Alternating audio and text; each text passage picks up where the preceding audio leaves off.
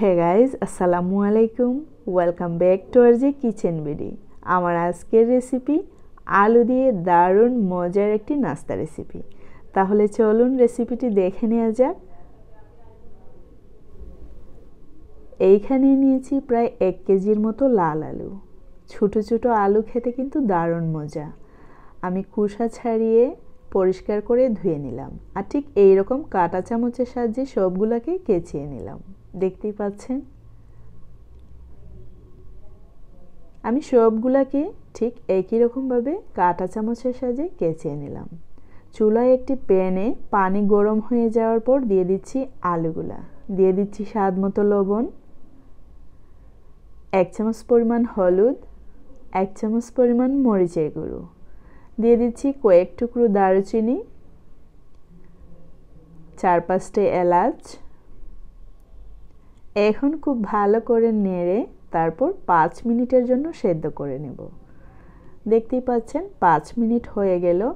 আমি দেখে নিচ্ছি আলু ভালো করে সেদ্ধ হয়েছে কিনা। ঠিক এইরকম আলুটা সেদ্ধ হয়ে গেলে পানি ঝরিয়ে নিতে হবে। পানিটা ঝরিয়ে নেওয়া হয়ে গেলে চলে যাচ্ছি চুলায়। একটি প্যানে দিয়ে দিচ্ছি 50 গ্রামের মতো বাটার। এখন বাটারটাকে গলিয়ে নিতে হবে। দিয়ে দিচ্ছি ওই আলুগুলা, আর ঠিক এখন খুব ভালো করে ফ্রাই করে নিতে হবে।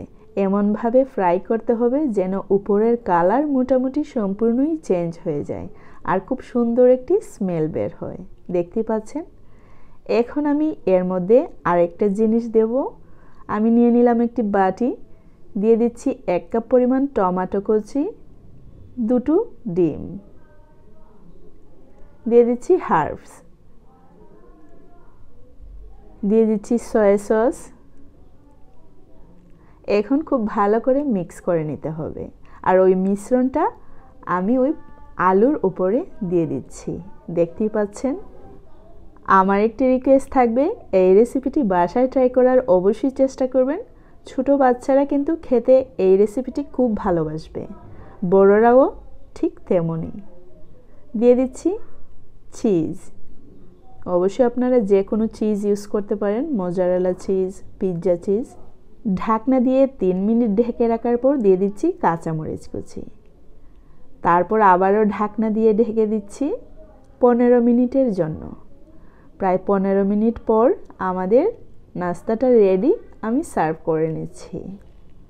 গাইজ, একটি কথা, ইন্টেনশনালি ভিডিও লম্বা করার আমার কোনো ইচ্ছে নেই। যদি আপনারা আমার চ্যানেল ভিজিট করেন অবশ্যই দেখবেন। হোক না ভিডিও সুন্দর, তাতে সমস্যা নেই, তবে আমার ভিডিও আমি শর্টকাটের মধ্যে শেষ করার চেষ্টা করি।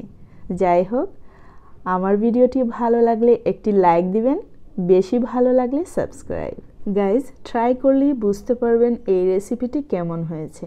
আর যদি ট্রাই করেন আমাকে কমেন্টস করে জানাতে ভুলবেন না। See you in the next video. Till then, bye, আল্লাহ হাফেজ। সবাই ভালো থাকবেন, সবার জন্য দোয়া করবেন।